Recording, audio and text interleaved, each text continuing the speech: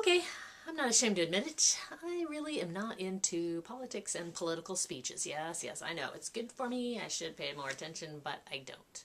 I should have been watching the State of the Union address live while it was happening, but there was a rerun of Ink Masters on Spike TV. So I admit I watched that and just flipped back and forth for the live speech.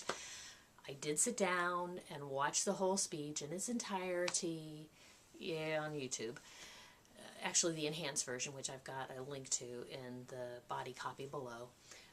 But I watched the speech because, let's face it, President Obama is an amazing public speaker. Regardless of your politics, you gotta give him props for that. So I looked at his speech, and there's a few things I pulled out that I think the rest of us can use in doing our presentation. So that's what I want to talk about today. First, you'll notice that after he gave those obligatory remarks where he welcomes all his fellow Americans and the politicians in the room, he gets right to it. He doesn't blah, blah, blah his start.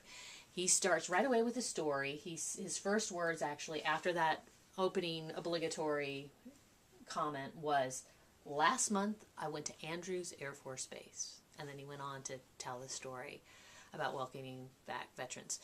He gets right into it, and that's what we need to do too. No more of that, "Thank you for coming. I'm so glad you braved this bad weather. I'm so glad you came out in this good weather. I'm glad you're not at work. I'm glad you came here instead of your home." Kill all that stuff. Get right to the presentation. Get right in with the story. Get right in with something that's going to capture the audience's attention. Another thing he did, I mentioned this, that I watched the enhanced version on YouTube. In that, it was posted by the White House, and in that they put some PowerPoint slides to go along with that message. So I thought that was kind of interesting. I found that those PowerPoint slides had mixed results on whether or not they actually enhanced the presentation. So I'm not going to recommend to President Obama that he start using a projector behind him and do slides until he gets some better looking slides. Mostly my criticism of those slides were the ones that had the blue backgrounds, that had a lot of statistics on them, busy, hard to read, really didn't add to the presentation. Those might be some important facts, but the way they were displayed, as a way a lot of people display in corporate America, wasn't very effective in getting the message across, and it actually detracted from listening to President Obama during those portions of the speech. There was one really cool slide that I liked when he talked about Wall Street. It's about 7 minutes and 54 seconds in, has the Wall Street Bull on it. Check that one out. I think you'll like that. Okay, what else? He talked about emotionally charged subjects. He didn't like bad things and he liked good things. So that's the emotions that he used, and the emotional topics that he used are ways to connect with the audience and are ways to get us on his side. And using emotional issues is an effective way to garner support for your presentations and for your speeches as well. Oh, okay, there was a segment from about 2 minutes in, from 2 minutes to 2:38 in the link video that I've got below in the copy, where his pauses were really amazing. So listen to that 38-second clip and see how he paused after each sentence.